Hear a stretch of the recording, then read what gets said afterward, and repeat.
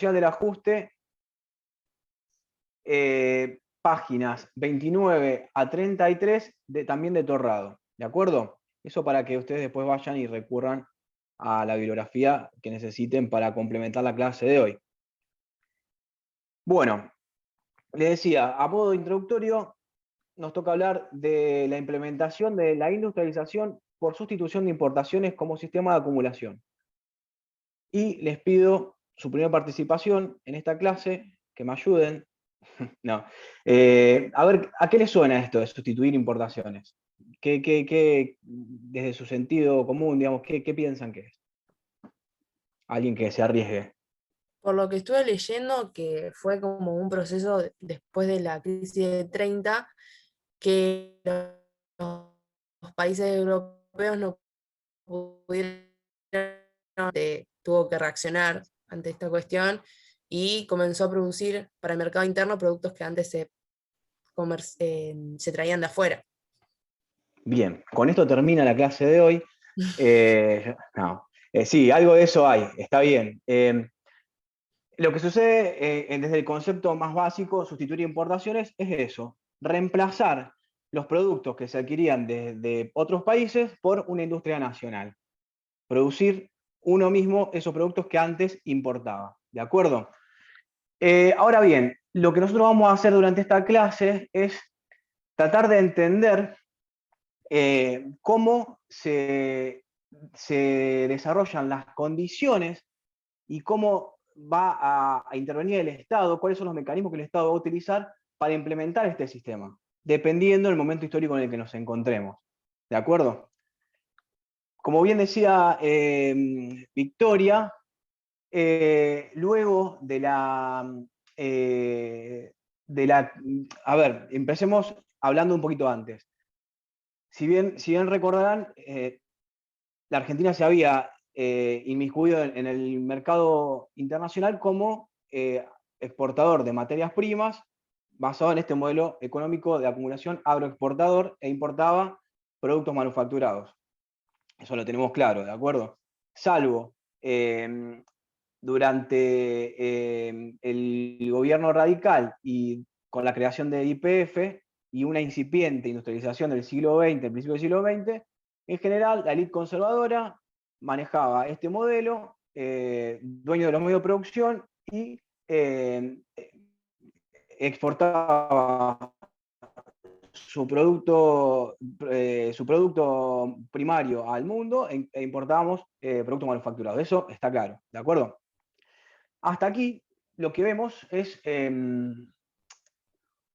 un Estado que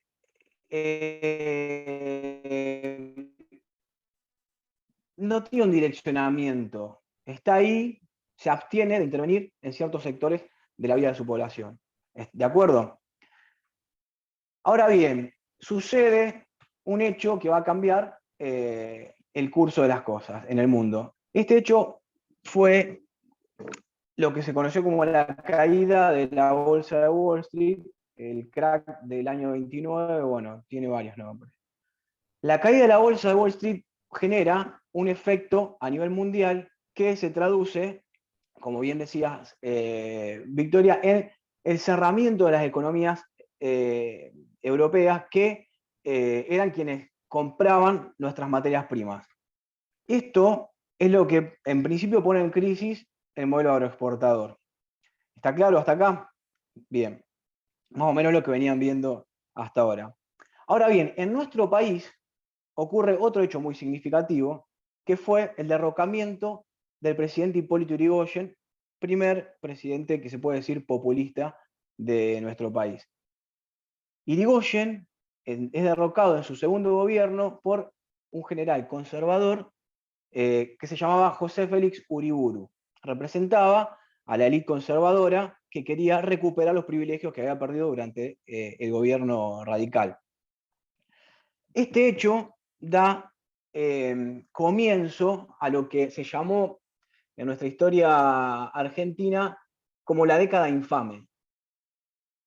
Es un periodo que está asignado por la corrupción, por por fraude electoral, por el retorno al poder de la clase conservadora. Retorna al poder la clase conservadora, en este caso, por un golpe de Estado. ¿De acuerdo? Proscripción de referentes políticos, crímenes perpetrados por la misma clase conservadora. Bueno, en esta época se da un hecho significativo, no sé si alguno lo habrá estudiado en historia. Bueno, esta clase es un poco una línea histórica, chicos, como que hay que ir entendiendo qué fue sucediendo en la coyuntura histórico-política y económica para entender cómo se dan las condiciones para que este sistema se pueda implementar en el país, como ya hemos dicho. Decía,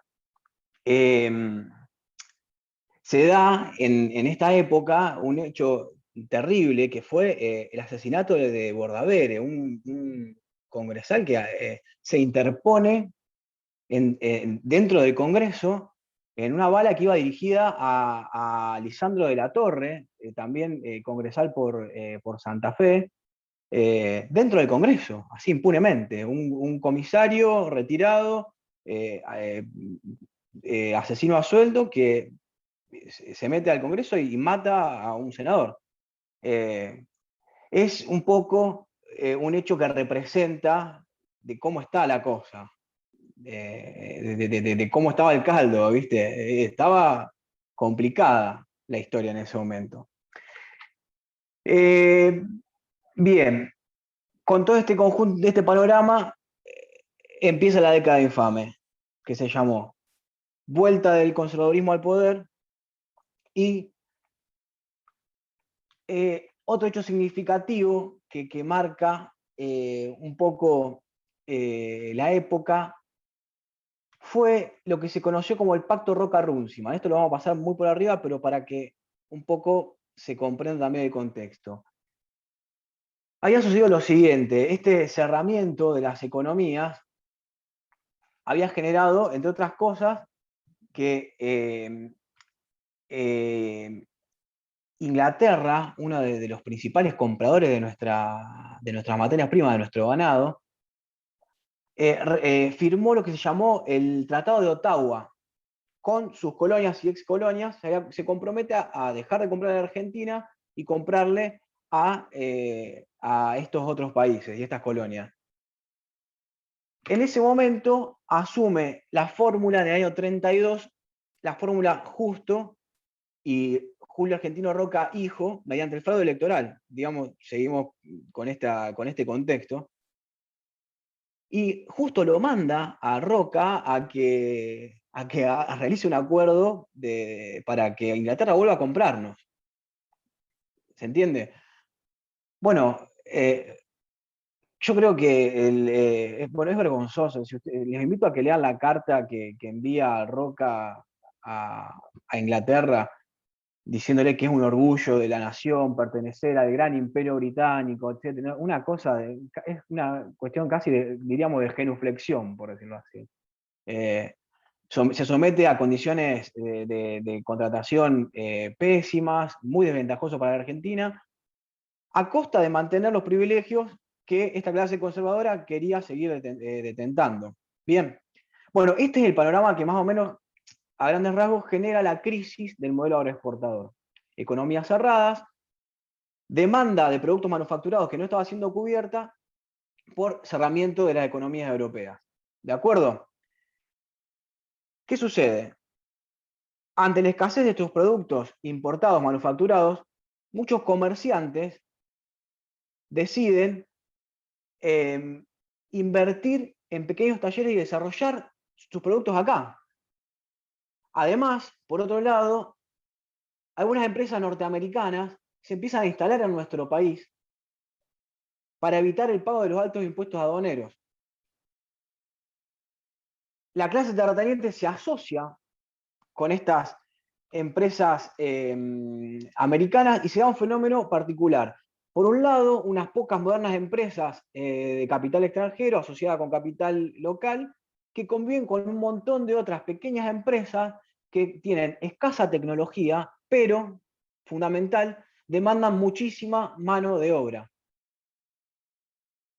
¿De acuerdo? Entonces, en este contexto es como surge en un primer momento y en respuesta a una necesidad histórica, la primera implementación de un sistema de sustitución de importaciones. En conclusión, por un contexto determinado, en respuesta a una necesidad de cubrir una demanda que no estaba siendo satisfecha por quien antes lo hacía, se ven obligados a sustituir importaciones en el país. Bueno, en este periodo, esta sustitución de importaciones igualmente se centra en, digamos, en industria más bien ligada al consumo de la población, alimentos, ropa, textiles, bebidas, etcétera, que repito, tiene la particularidad de emplear gran cantidad de mano de obra. ¿Por qué es importante saber esto del empleo de gran cantidad de mano de obra? Ahora vamos a ver por qué, porque se produce otro fenómeno muy particular. La excepción a estos pequeños talleres viene de la mano pues, de lo que fue la creación de YPF como sociedad del Estado, que se crea en 1922, creo, y la industria siderúrgica que impulsa Sabio. Bien, entonces con este despegue de la industria nacional y la demanda de mano de obra, se da un fenómeno que casi deviene lógico, necesario un poco. ¿De dónde sale esa mano de obra? ¿Quiénes son los que van a laburar, perdón, los que van a trabajar en la industria incipiente nacional? Bueno, el peón de campo que ya no tenía trabajo en el campo. Se produce una inmigración interna desde el campo a la ciudad, lo que se conoció históricamente como el éxodo rural. Es decir, tenemos toda la peonada que está hambreada en el campo y que lamentablemente ya con trabajo en la grande ciudad emigra, pero a tener hambre en, eh, en los grandes conurbanos y en las ciudades, porque déjenme decirles que no es un fenómeno novedoso esto de que los sueldos no alcancen, sino que un poco se manejó, salvo en alguna época determinada, un poco así. Y se da una de las imágenes que más representan a las grandes ciudades en nuestro país, un fenómeno que es el siguiente. Estaban tan mal pagos los peones rurales devenidos en trabajadores industriales que no les alcanzaba ni para pagar una habitación en un conventillo. Tomamos conciencia de esto. O sea, los tipos no podían comer y pagarse un techo.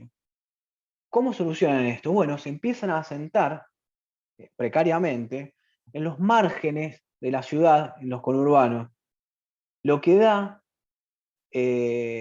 lugar a este fenómeno que siguió vigente y vigente a lo largo de los años de nuestra historia argentina, que es el surgimiento de las villas de emergencia o villas miseria.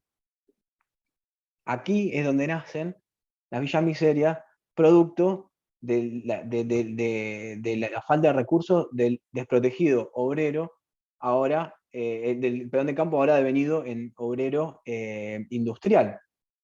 Entonces tenemos un incipiente desarrollo de la industria argentina, pero si nos damos cuenta, está faltando algo. Hay una distribución de la riqueza que es muy injusta, porque tenemos un montón de gente que trabaja, que produce, que genera divisa, pero tenemos una parte de la producción que la está pasando mal.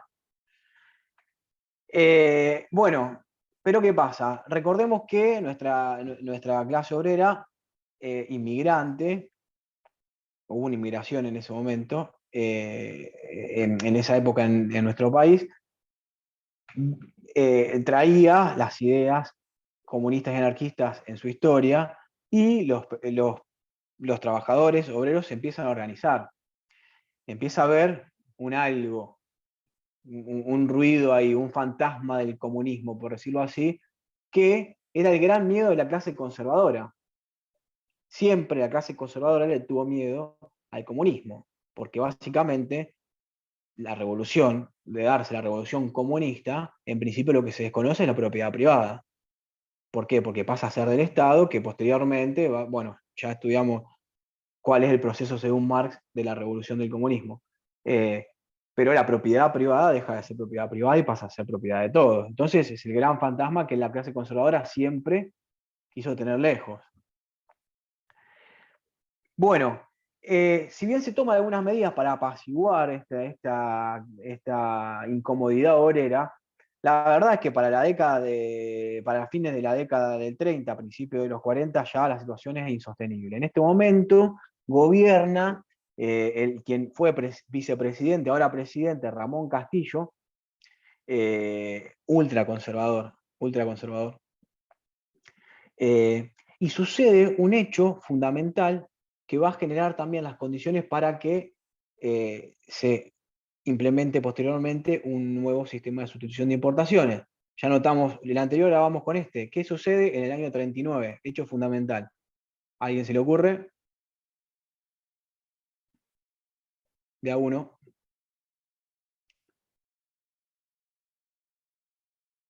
Importantísimo, hecho mundial, año 39. ¿Nadie? Bueno, no importa, igual es muy abierta la pregunta, no pasa nada. Segunda Guerra Mundial. Segunda Guerra Mundial, muchas gracias. Muchas gracias. Eh, Estalla la Segunda Guerra, y con la Segunda Guerra, las industrias de los países que están en guerra se abocan exclusivamente ¿a qué? A la producción de armas. No pueden hacer otra cosa que producir armas porque están en plena guerra. Entonces, ¿qué sucede? En este contexto, la Argentina empieza a producir la mercadería que Europa demanda en este momento porque está abocada a la producción de armamento. Entonces hay un crecimiento de la industria argentina abismal, y con ello aumenta el poder de negociación de la burguesía industrial y de la clase obrera. Ya estamos rondando en este momento años 40, 41. Y sucede, en el principio de los 40, se empieza a generar una duda que deviene fundamental. ¿Qué pasa cuando termine la guerra? Dicen los tipos. Porque mientras Europa esté abocada a la producción de armas, nosotros satisfacemos esa demanda, generamos trabajo y generamos divisas. Pero mientras tanto, si la guerra termina, ¿qué hacemos? ¿Se vuelve al modelo agroexportador? Bueno, estas preguntas, porque de volver al modelo agroexportador, lo que implicaría es volver al desempleo y al hambre de las personas que quedan excluidas del sistema agroexportador, que son la mayoría, digamos. Básicamente el sistema agroexportador incluye a muy pocas personas, a los dueños de la tierra. Entonces, esta preocupación de la que estamos hablando ahora, empieza a preocupar a un sector nacionalista del ejército, quienes empiezan a reunir. Se juntan, los muchachos terminan la guardia, dejan el fusil y se ponen a charlar, che, ¿qué hacemos con esto? Porque se termina la guerra y volvemos, no se puede hacer esto. Estas reuniones, con el tiempo, se transforman en lo que se llamó el Grupo de Oficiales Unidos, grupo del cual participaba un joven coronel que había sido agregado militar en Italia y que venía de ser testigo de lo que fue la experiencia fascista. Y sobre todo, se da cuenta este coronel de el peso que venía tomando la clase obrera en, en la sociedad. Bien, otro de los problemas fundamentales, esto es importante también, de esta época tiene que ver con la distribución de la riqueza, lo que veníamos diciendo antes, digamos, si bien la industria argentina nacional era pujante, las- los obreros trabajaban en condiciones terribles, que fue todo lo que veníamos contextualizando recién. Bueno, en resumen, en el año 43, el Grupo Oficiales Unidos da un golpe de Estado, derroca al presidente Castillo y con esto pone fin a lo que se llamó la década infame. Último bastión del gobierno conservador, Castillo es derrocado. Y comienza un periodo de transición desde el año 43. Estoy yendo muy rápido, perdón, pregunto por las dudas en general. No, Es la no, no, pregunta está bien, típica está bien. esa, ¿eh? Recuerdo ser alumno y el profesor decía, estoy muy rápido. ¿Qué sé yo? Díganme, porque por ahí estoy medio como con un cuento, porque, digamos, la clase tiene mucho sentido lógico-causal, digamos, cada hecho va generando un efecto casi que deviene necesario, entonces es medio un cuentito, pero díganme que vuelvo, etcétera. ¿Está todo bien entonces? Sí, sí, está bien. Vamos. Golpe del 43, hay un periodo de transición, decíamos. En este periodo de transición, perdón, el joven general, el joven coronel del que hablábamos era Perón. No sé si quedó claro. Utilicé el sujeto tácito adrede. Pero bueno, quien empieza a mover los hilos es el general, el coronel Juan Domingo Perón.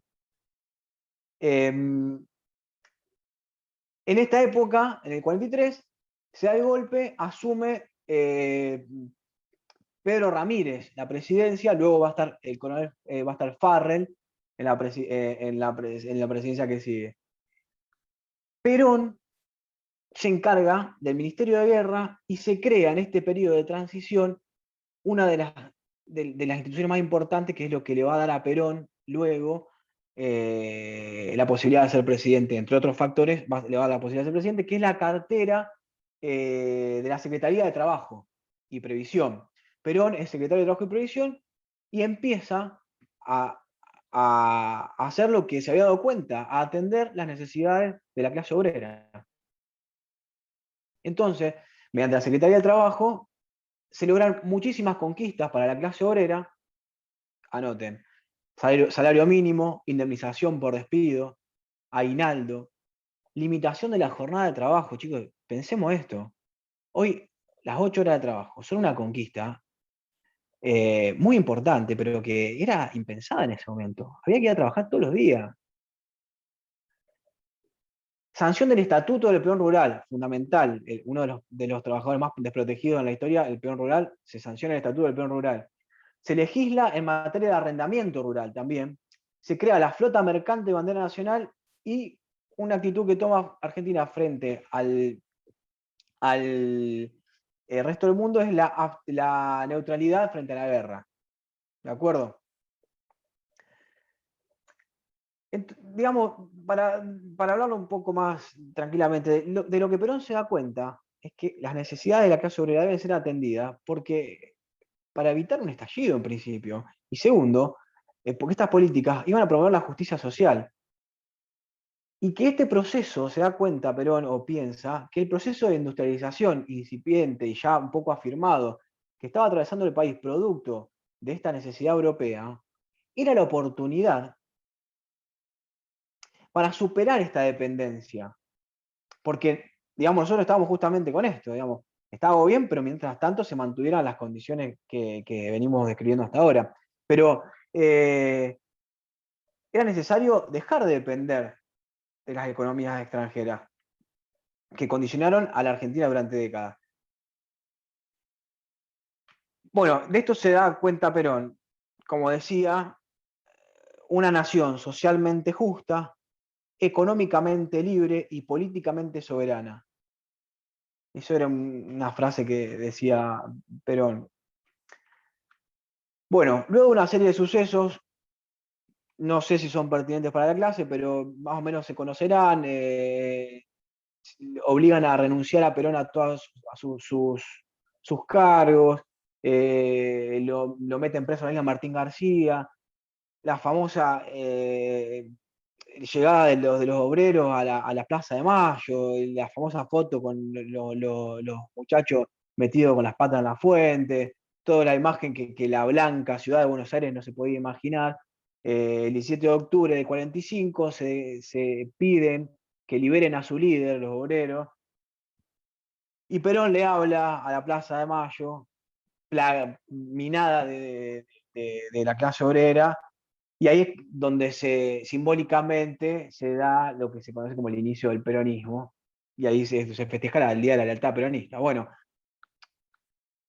una de las cosas que pide Perón para salir y calmar a las masas que estaban reclamándolo es que se llama elecciones, y le pide el apoyo a Farrer. Con todo este contexto, Perón resulta presidente en el año 1946. Ya en la presidencia, la idea de Perón es generar un gobierno, ¿cómo decirlo? Que genere una especie de alianza de clase. Y acá es importante hacer esta aclaración, me parece.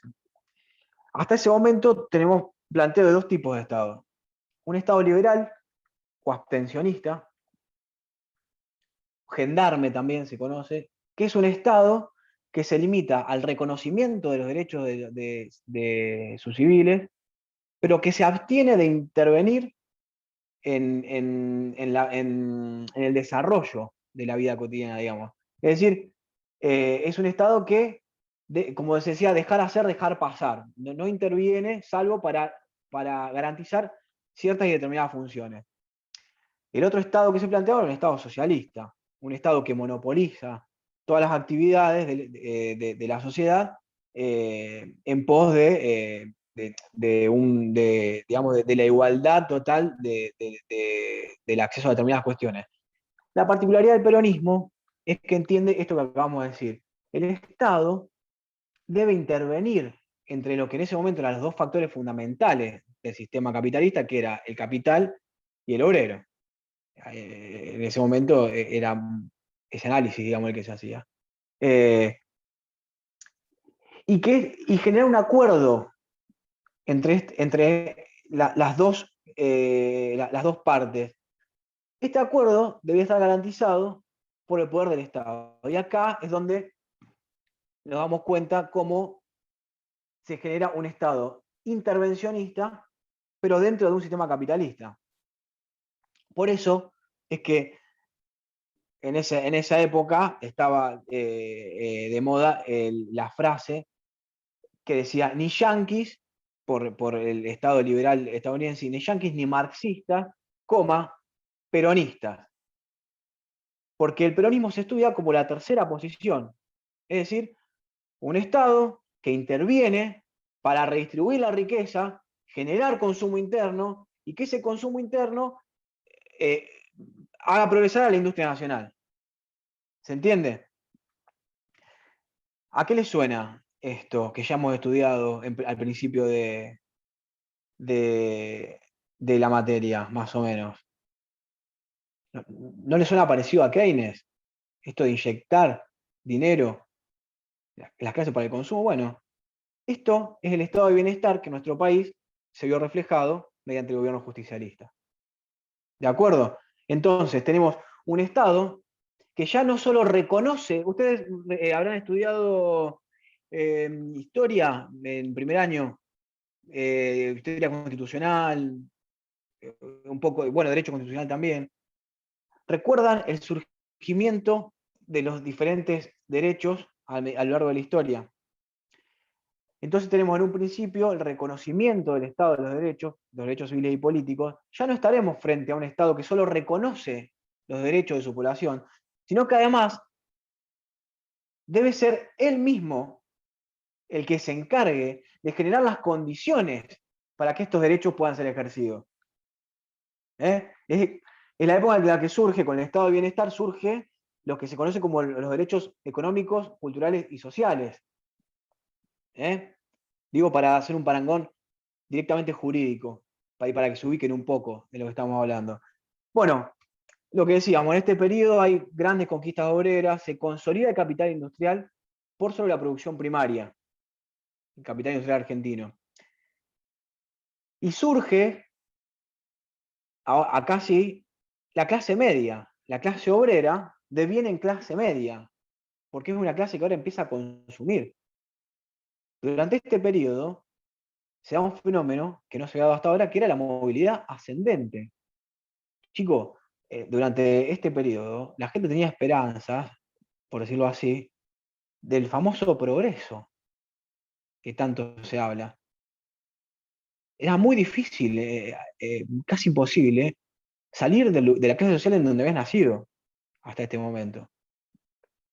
Y otro de los fenómenos que suceden, que esto es el orgullo de varias familias o de algunas familias de origen obrero, que es que se garantiza la educación gratuita universitaria y con esto empiezan a llenarse las universidades de hijos de obreros, cosa que no había pasado nunca. Es decir, las universidades eran lugares para la élite. Podía estudiar el que tenía guita, punto. ¿Se entiende? Bueno, los principales beneficiarios entonces de esta nueva implementación van a ser los trabajadores, obviamente, y los pequeños propietarios de pequeñas empresas. Bien, con estas condiciones favorables en la Argentina, se puede implementar lo que el justicialismo le llamó el primer plan quinquenal. Bien, un plan quinquenal es básicamente, digamos, proponía este plan cambiar lo que decíamos el modelo agroexportador por una industria, por una economía de base industrial, expandiendo el mercado interno, incorporando al consumo a los sectores populares mediante el aumento de salario real. Estamos entonces, el tipo dice, bueno, hay que agrandar la industria. ¿Cómo hacemos para agrandar la industria? Bueno, incorporamos al consumo para que haya más demanda. Pero ¿cómo lo incorporamos al consumo? Bueno, hay que inyectarle poder adquisitivo.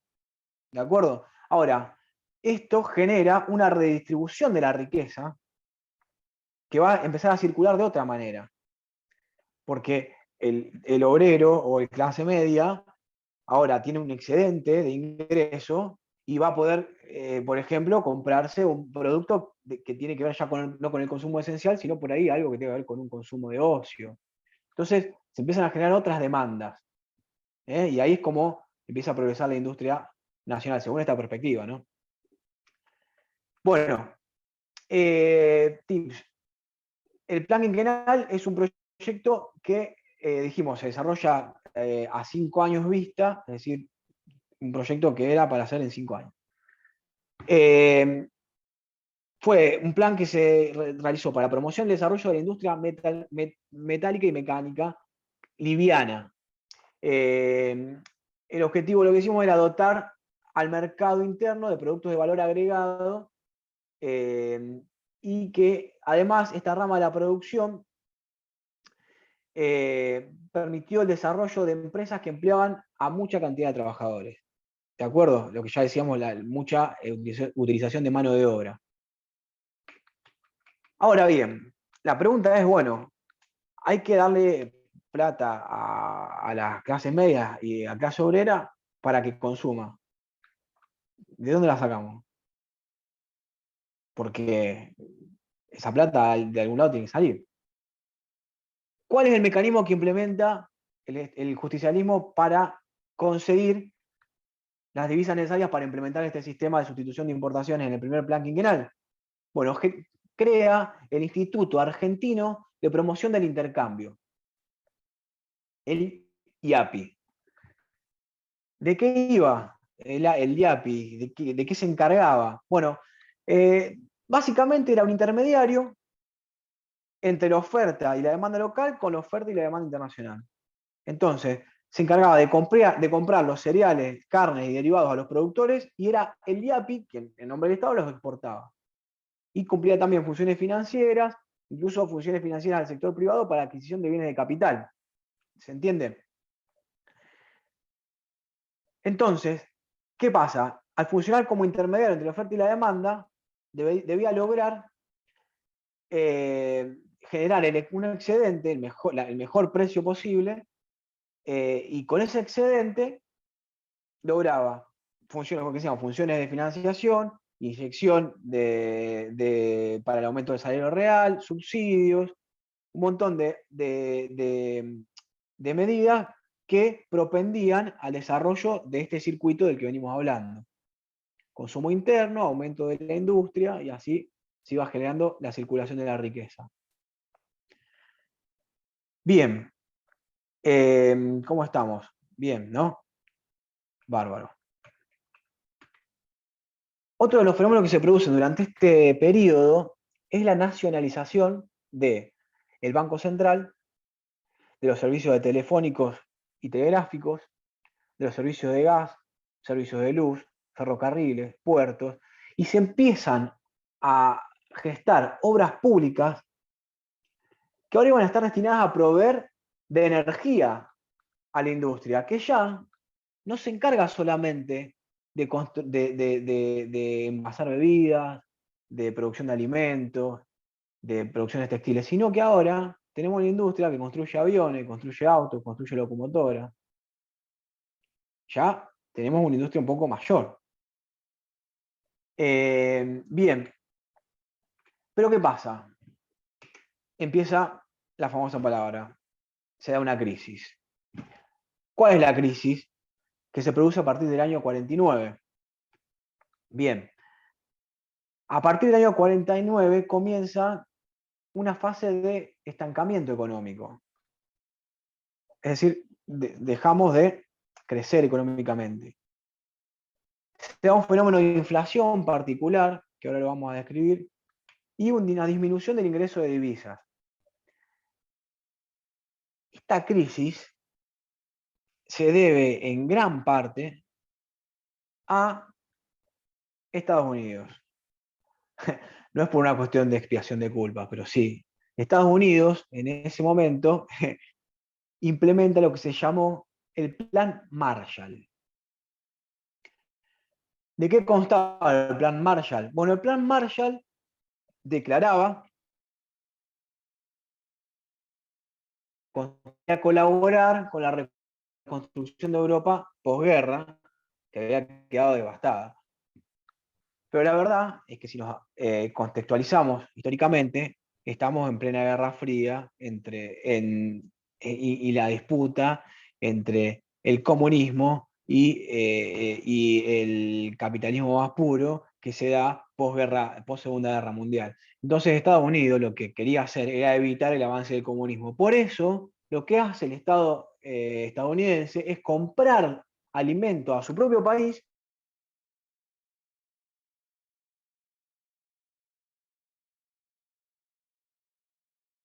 el descenso de los precios internacionales. ¿Se entiende?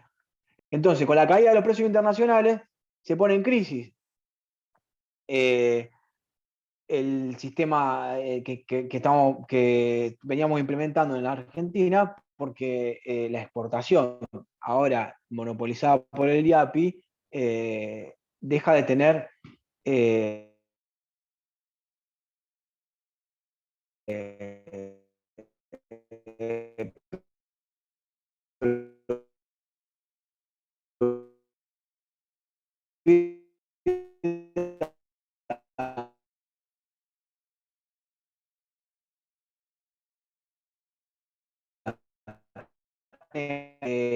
se produce en la en esta época un fenómeno en la ciudad, se le ocurre, en vez de aumentar para cubrir la demanda, por lo tanto se crea un proceso inflacionario inusitado hasta ese momento, digamos. Bueno, con todo este contexto, se busca en el año 52 implementar lo que se llamó el segundo plan quinquenal. Ahora, con objetivos un tanto diferentes. Lo que busca el segundo plan quinquenal es aumentar la producción agrícola y promover el desarrollo de la industria pesada y lograr el autoabastecimiento de combustible. Entonces se lanza en 1952 el segundo plan quinquenal, con la búsqueda de fomentar la industria de base o industria pesada, lograr una mejor integración de la industria nacional para reducir la importación de insumos, que es lo que veníamos diciendo, venía generándole unas pérdidas terribles al Estado. Se permite, a diferencia del primero, la cooperación de inversiones extranjeras y se busca progresar en la rama siderúrgica, en la rama petroquímica y en la química. Bueno, pero a todo esto, digamos, con la gran presión internacional y el boicot particular a los productos argentinos por parte de Estados Unidos en base a sus políticas, el incremento de la inflación y fundamental, la enervada conflictividad social que se vivía en esos momentos durante el segundo gobierno peronista, deja trunco el cumplimiento del segundo plan quinquenal, y en el año 55 el gobierno de Perón es derrocado por lo que se llamó la Revolución Libertadora. Y con esto se pone fin al gobierno justicialista. Y bueno, Revolución Libertadora porque se liberaban de Perón, básicamente. Tiene que ver con eso.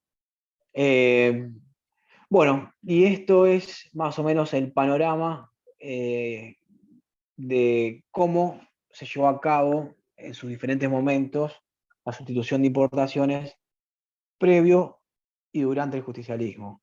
En resumen, recordemos, en principio, por una cuestión de necesidad, por el cerramiento de las economías, luego, con un plan con condiciones favorables que se habían dado por todo lo que nombramos, dentro del justicialismo, con el primer plan quinquenal, luego con el segundo, coartado por el derrocamiento en el año 55. Bueno, eso fue la exposición del tema de hoy. Espero que les haya sido de utilidad. Cualquier duda, no me preguntan a mí. No, cualquier duda, me preguntan a mí o a los muchachos que seguramente están muchos más resilientes a este tipo de situaciones para contestar dudas que quizá yo no sé si estoy apto, veremos. Bueno, no sé. Con esto termino mi tema y no sé si Ariel va a llegar a darles ahora la otra implementación del sistema de sustitución de importaciones, que fue el desarrollismo. Buenas. Mira, tengo armada la clase de desarrollismo, pero preferiría esperar al lunes a ver si mi internet empieza a mejorar un poco. Bueno, perfecto. Tuve No sé como si, chicos, una ustedes pérdida de creen que da conexión falta. en un punto, así que espero que la grabación de esta clase no se vea perjudicada. A todo esto voy a dejar de grabar. No sé si hay alguna consulta. Tal vez nos convenga grabar las consultas también y las respuestas. Sí, sería Bueno, no bueno sé, Alberto, si vos sobre la clase, sobre querés todo agregar algo de lo que dudas dije. que tengan. Sería bueno que un poco sobre el periodo, porque es un periodo que en el sector medio por ahí es visto en nuestras viviendas, en nuestras casas, en nuestra familia, con algún enfoque más crítico o que tenga otro enfoque, así que todas las opiniones, bienvenidas sean. Claramente, claramente. Yo quería preguntar, cuando Perón vuelve después en el 73, que lo vuelven a elegir presidente, ¿qué modelo económico usa él? Ya era un hombre grande cuando vuelve, ¿no? Pero que vuelve con Isabelita de vicepresidenta. Claro, estás hablando del periodo, Del las 73. elecciones del 11 de marzo de 1973, ya Sí. se ha pasado la dictadura de Onganía, que ha volteado a Ilia, ha venido en la Argentina el Cordobazo, el Rosariazo, en el año 1973 69, a Onganía lo suceden distintos presidentes, Lanusse, después antes Levington, que lo traen de Estados Unidos. Lanusse llama a elecciones y en esa elección se prohíbe participar a los que no vivan en la Argentina, y Perón no vivía en la Argentina. No se lo Claro. prohíbe a Perón con nombre y apellido como la Libertadores, pero tiene que estar presente.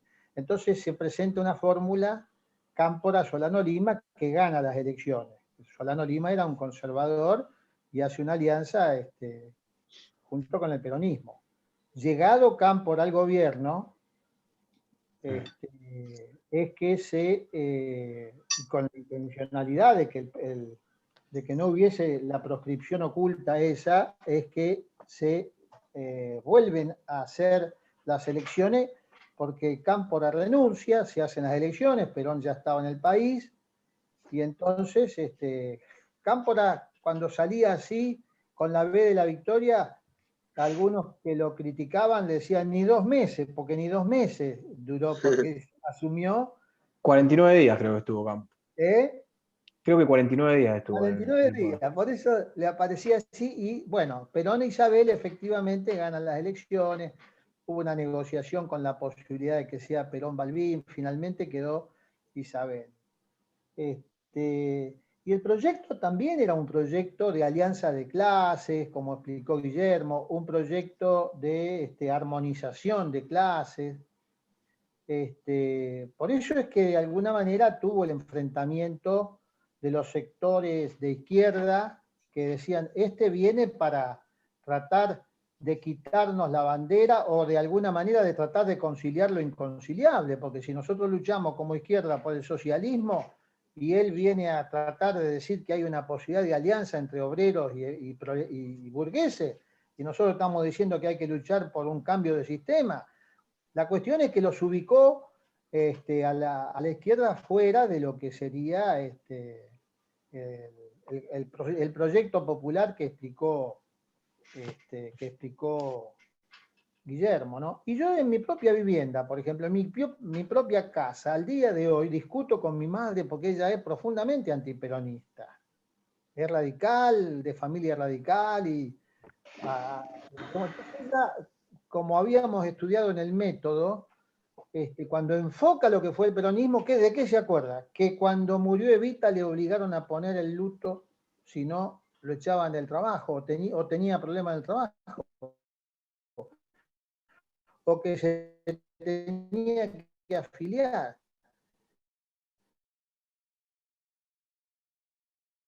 Es decir, que seleccione esos elementos, roba, por ejemplo. No está bien, tiene que ir preso, pero no es lo esencial ni es la conducta generalizada del gobierno, digamos. Entonces ahí volvemos a la unidad 1 diciendo, ¿cómo hay que hacer? No es una discusión permanente y donde al día de hoy nosotros hemos dado todo el método, que hay que elegir los elementos más esenciales, después agregarle la concretización progresiva y después tener elementos en la práctica que digan esto que yo concluyo es verdad. Pero hoy nos encontramos en una situación donde los argumentos de las posiciones existen ambas. Está el argumento a favor de algo y en contra de algo. ¿Y cómo están haciendo los individuos? Esto es una opinión personal para definir si se vuelcan a una u otra posición. No están haciendo un razonamiento, digamos, buscando los elementos de la realidad. En realidad tienen el corazón ganado, por algún motivo, para una postura. Tienen un sentimiento, una emocionalidad ganada, o para apoyar al gobierno, o para criticar al gobierno porque es una ladrona y está de vicepresidenta y ya busca los argumentos y los argumentos están sobre la mesa. Entonces es muy difícil un análisis objetivo, porque cuando manda el corazón, ¿cuántas peleas hemos visto de que los padres no lo quieren al novio, pero el novio se lleva a la chica y manda el corazón? Acá me parece que uno de los elementos que está jugando en la política es que manda el sentimiento, independientemente de la racionalidad del sentimiento. La gente que estaba ayer en el monumento no es gente paga por es gente que tiene un convencimiento de cuarentena, de que la cuarentena y que todo un invento, y bueno, lo lleva adelante. Así que, volviendo a la respuesta, son todos temas polémicos, pero yendo a la respuesta, indudablemente tenía Perón esa intencionalidad. Estamos hablando del año 73, acuérdense del 74, con la crisis del petróleo, que estuvimos viendo, la cuadriplicación de los precios, y el fenómeno que explicó Guillermo, del pacto con Inglaterra, el pacto Rocca-Russiman en el año 33, antes del peronismo.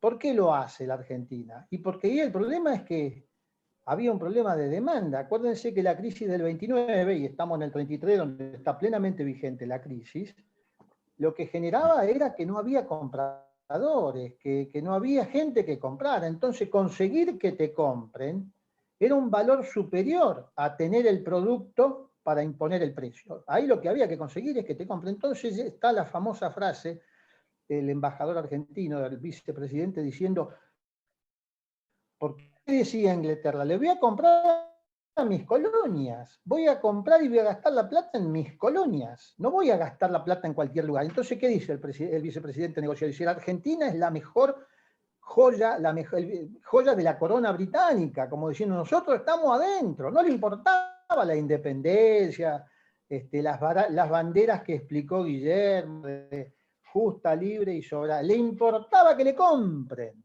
Y entonces hace el convenio para la compra de las carnes con Inglaterra, porque lo importante era que no se quedara sin vender, para ese punto de vista conservador, que es el que va a llevar a liderar en la Argentina en la década infame del 30, hasta la llegada del fenómeno del peronismo que explicó Guillermo.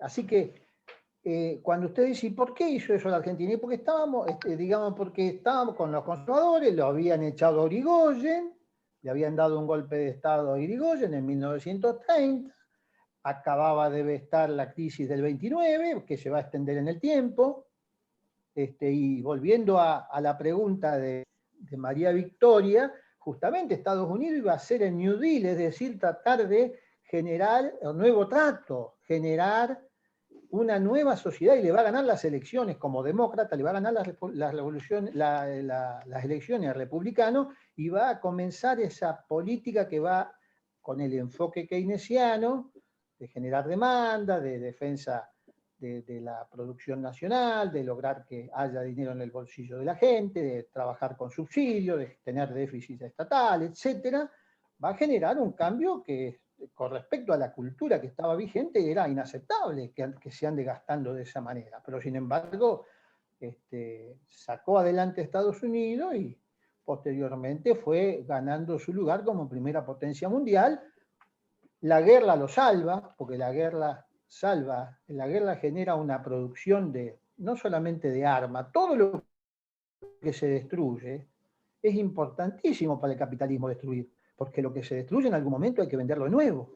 Entonces, si uno logra destruir las cosas, y la guerra destruye mucho, y hay que volver a construir, entonces para el capitalismo, irracional como es, destruir es una gran ventaja, es una enorme posibilidad, porque todo lo que se destruye, las viviendas que las bombas tiran abajo, generan gente que vende ladrillo, pero también cemento, pero los trabajan los arquitectos, los ingenieros. La destrucción es una de las bases del capitalismo. Y nosotros hemos estudiado que si no se puede destruir físicamente, es muy importante destruir mentalmente las cosas, que ya no le sirvan a la gente, es destruirlas. Decirle a la gente que esa remera no sirve más, aunque está nueva porque la usó una vez, hay sectores de la sociedad que tienen prohibido usar una vestimenta más de una vez. Si la usaste para una vez, tenés que usar otra vez. Ese sector privilegiadísimo. Hay otro sector medio, que si cambia el modo y se acabó la zapatilla blanca, porque ahora hay que hacer una zapatilla que no sea blanca, destruyeron la zapatilla blanca en la mente de los compradores, y entonces van a vender las zapatillas de colores. La destrucción es importantísima para que funcione como está funcionando el sistema, que no tiene ninguna racionalidad de satisfacción de necesidades, porque son necesidades creadas, inventadas. ¿Por qué una zapatilla blanca no va a servir por ser blanca? No importa, no importa. hay que destruir que sea blanca, porque si la destruimos casi todos tienen blanca. Entonces van a comprarse zapatillas y el que quede con zapatilla blanca será mirado con toda esta cultura sembrada como un tipo que está desubicado, no te das cuenta que eso no va más, dejá esa zapatilla, no podés usar esa zapatilla. Y eso funciona con la remera, con la vincha, con la pintura de uña, con todo lo que se les puede ocurrir, funciona. Bueno, no quiero alargar, pero digamos, la pregunta de Hernán es un proceso que no llegó a concretarse, inclusive antes de empezar la clase comentábamos el quiebre que fue en el año 74 de ese frente de alguna manera con la rotura de los sectores que habían apoyado y llevado adelante esa elección del 11 de marzo del 73 y la inmediata siguiente de Perón y la vicepresidencia, la esposa de Perón, Isabel, que fue la fórmula Perón-Perón, digamos, cuando hablo de rotura de ese frente, la ida de la Plaza de Mayo, de la mitad de la plaza de la Juventud Peronista, o sea que ahí después vino todo el fenómeno de las 3A, la persecución, el paso a la clandestinidad de muchos jóvenes, y la preparación del golpe de Estado del año 76, o sea, y todo pasó ahí nomás. En el 75 viene Rodrigazo, ya muerto Perón, con todo un proceso inflacionario. Y pocos meses después, en marzo del 76, el golpe de Estado. Pese a que le ofrecieron a los militares hacer elecciones. Le dijeron, hagamos una elección, se va a Isabel, hagamos una elección libre. No, le dice Videla, no, esto está terminado. Acá hay golpe y ustedes se van. O sea que no había una intención de decir, bueno, esto no va más. No, había claramente el plan de lo que había que hacer, que fue todo lo que pasó a partir del 76.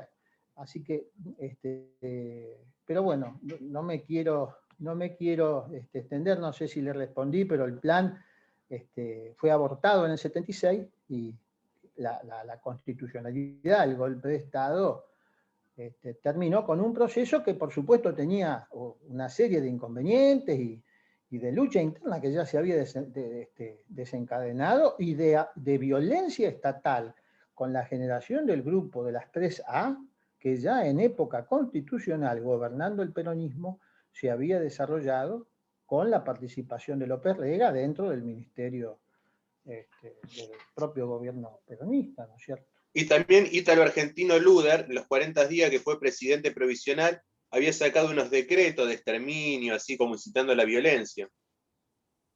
Bueno, usó el término de exterminar la subversión, que digamos los militares prefirieron darle el carácter de exterminar las personas que practican la subversión. Italia también exterminó la subversión, pero no tomó ninguna conducta con las brigadas rojas de desaparición de personas, de robo de los bienes de las personas, de robo de bebés, de tirar a la gente, ninguna de esas conductas. Detuvo a los integrantes de las brigadas rojas, lo juzgó con las leyes, lo detuvo. Hoy no hay bombas en Italia y no hay persecución a los militares porque hicieron las salvajadas que hicieron acá. Claro. Y la intencionalidad de la forma de producirse, de conducirse, no era distinta. Ponían bombas. Acá es lo mismo, por ejemplo, que si con respecto al tráfico y se aplica una política de tomar a los chicos que están en las esquinas y hacerlos desaparecer, como se hizo, porque estamos en guerra. ¿Cómo es eso? No, si se quiere hacer una política para trabajar contra cualquier actividad delictiva, para eso están las leyes, para eso está la justicia, para eso está el aparato, para darle el derecho que se les ha dado a los militares hasta el día de hoy, que han cometido semejantes delitos de lesa humanidad. El derecho no lo pierden a defenderse y a explicar por qué lo hicieron. Pero están perdiendo una oportunidad enorme los militares, porque inclusive le están dando ellos vida a las abuelas que están encontrando a los nietos que ellos, por el pacto que tienen, no informan a quién se los dieron. Y van apareciendo de a poco. Son 400, han aparecido 100 y pico. Tienen 20, 30 años para seguir apareciendo. Una forma de arrepentimiento sería decir, sí, estos chicos están acá. Entonces, que haya una chance, porque si no, no hay ninguna posibilidad de empezar a conversar. Una de las bases del perdón tiene que ver con el arrepentimiento. Pero si están diciendo, yo haría lo mismo, Oso, sí. corto porque hay 2 o 3 cuestiones que yo estoy muy en desacuerdo. Pero Bueno, perfecto. Entonces, ahí está el muy debate. en desacuerdo. No cortes, Bien. no hay problema. Primero, tomando de que comenzaste con Italia, sí hubo muertos, sí hubo fusilamientos, y siguiendo con lo que vos dijiste, por más allá de que haya una estructura normativa que pueda justificar el asesinato en masa de personas acorde a la ideología o creencia religiosa, eso no da razón, ¿bien? Porque justamente la estructura normativa, especialmente en un Estado fascista o en un Estado autárquico, responde a los que tienen el poder, que son los que llevan adelante esa masacre. Yo Y coincido por totalmente último, con eso, pero lo que no entiendo, Ariel, es por qué vos lo decís como contraponiendo lo que yo dije. Eso avala lo que y yo por dije. último, Me interesa conocer porque la cuestión del perdón, eh, personalmente creo que hay ciertas cuestiones que son imperdonables, dentro de la lógica incluso hasta jurídica, porque coincido perdón también, coincido también. implica o sea, es la donación máxima dentro de lo que sería el sistema penal. Y las víctimas de homicidios o las víctimas, en este caso, de delitos de lesa humanidad, es el conjunto de todas las personas. O sea, no hay forma de que haya un sujeto activo en condiciones de poder llevar adelante ese acto de perdonar.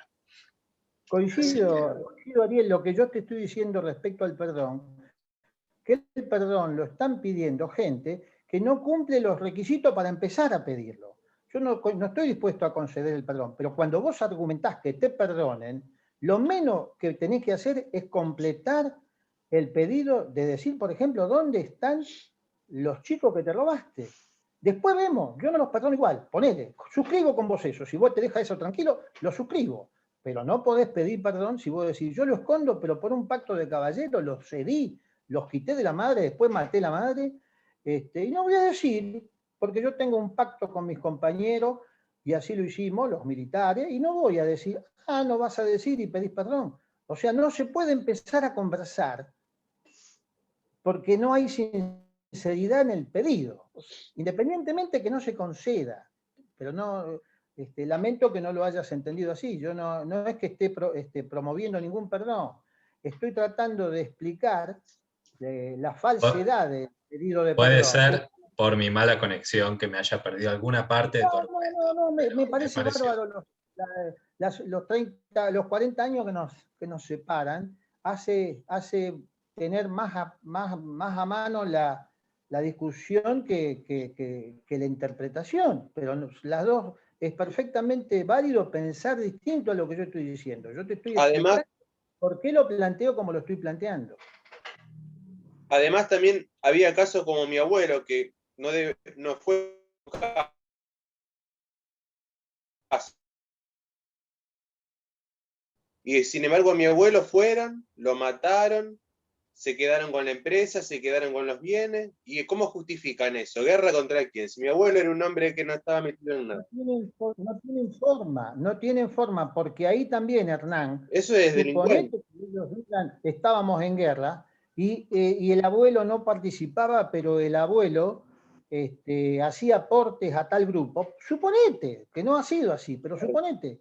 Los militares que hicieron eso no tienen ningún derecho, aunque digan el escenario de guerra, y en esto estamos discrepando con los que integraron los grupos guerrilleros, que ellos por ahí planteaban que estaban en guerra. Yo creo que estaban equivocados, no había una guerra, sí había una intención de cambiar las cosas por las armas, perfecto, no era, y menos con la democracia, no era legal. Pero digamos, los militares que asesinaron a tu abuelo o que asesinaron a los militantes guerrilleros no tienen justificación de hacerlo en ninguna Y no. de los encuadres. Ellos dicen, estábamos en guerra, estábamos en guerra, no quiero que se enoje Ariel. Pero dicen, bueno, vamos a suponer que estábamos en guerra. ¿Dónde está el trato a los prisioneros que ustedes les dieron a los guerrilleros o al abuelo de Dan? Era un prisionero de guerra. ¿Dónde está escrito que lo tienen que envenenar? ¿Dónde está escrito que lo tienen que torturar? ¿Dónde está escrito que lo tienen que tirar al río? Al prisionero de guerra. En ningún lado. Es falso lo que está diciendo. Cuando alguien argumenta desde el catolicismo, y uno le dice, pero ¿de dónde sacás eso? ¿Dónde está? Si eso no está en la Biblia. Si vos lo argumentás desde los militares, y decís, pero ¿dónde está eso? Vos como militar, vos decís que eran prisioneros. ¿Dónde está el código militar? ¿Por qué no los trataste a los prisioneros como te trataron a vos los ingleses cuando te sacaron de las Malvinas? ¿O no sacaron? ¿O hubo desaparecidos argentinos en las Malvinas a los prisioneros de guerra cuando nos ganaron la guerra de las Malvinas? No lo hubo. Entonces, si vos decís una cosa, tenés que ser coherente en lo que decís. Si vos pedís perdón, pero tenés que ser coherente y no falso. Si vos decís que estás en guerra, decís que estás en guerra, pero aplicá lo que la guerra te hubiera impuesto. No podés ser falso por todos lados. Falso por lo que hiciste, delincuente por lo que hiciste, y encima no estar fundamentado en lo que vos estás diciendo. Vos sos católico, hacés las cosas con el católico. Sos peleador por un bando, hacé las cosas. Después discutimos la condena, que no te va a cambiar. Tenés perpetua, seguís en perpetua, pero sé coherente en la defensa de lo que estás haciendo. No mientas en la defensa. Es posible que no se entienda. Yo acepto que no se entienda lo que estoy diciendo. Pero aquí lo que yo estoy diciendo es que el castigo que quede como está, o más duro todavía con los militares. Pero encima, en la conversación, y en esto yo me dedico, yo no me enfrento, no me niego a discutir con un tipo que defiende lo que hicieron los militares. Al contrario, me encanta. Hasta lo provoco. Pero ¿en qué término lo hago? No le digo, sos esto y sos aquello. No, me interesa el razonamiento y darle vuelta y desnudarlo y dejarlo sin argumento dentro de lo que está pensando. Porque tengo una esperanza de que se dé cuenta de la falsedad que hizo, del delito que cometió, y de dónde podría estar el camino, no para que lo perdonemos los demás, para presentarse en la sociedad arrepintiéndose y cumpliendo la condena que la Constitución le exige.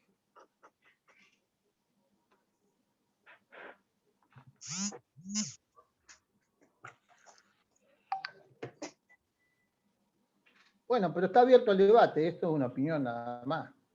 Lo mismo que cuenta usted, profesor, de que no cuentan de los chicos, que los nietos no cuentan dónde están y todo eso, tampoco cuentan de gente que mataron, que viste que las han encontrado con el tiempo enterradas como en y tampoco cuentan qué hicieron con los bienes de las personas, qué hicieron con las empresas que robaron, con las tierras que robaron, a dónde fueron a parar todo ese dinero, ¿no? También tienen el pacto con eso.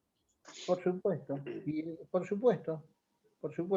Las personas por allí, uno tiene una valoración donde se ve tan claramente y tiene un elemento humanístico y que lo mataron, pero lo que vos decís de las propiedades, en un inmediato paso, por supuesto, que podrían decir, sí, nosotros además lo hicimos porque como teníamos tanta libertad, pero tanta libertad, si teníamos un lío con alguno porque salía con la chica que a mí me gustaba, también lo podíamos matar, porque para eso estábamos, podíamos tener plena libertad.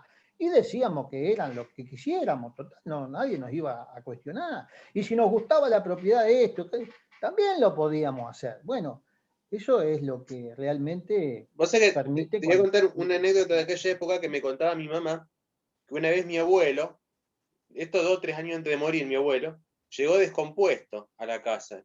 Y mi mamá dice, ¿qué pasa?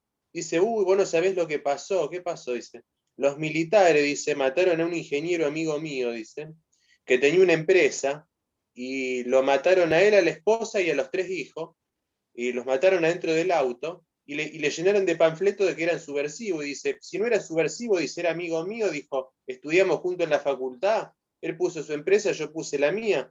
Dice, ¿y cómo puede ser que era subversivo si éramos íntimos amigos? No tenía nada que ver con eso. Lo mataron al ingeniero, a la esposa, a los 3 hijos, y también desapareció la empresa de ese hombre. Sí, sí, por eso es que estamos lejos todavía de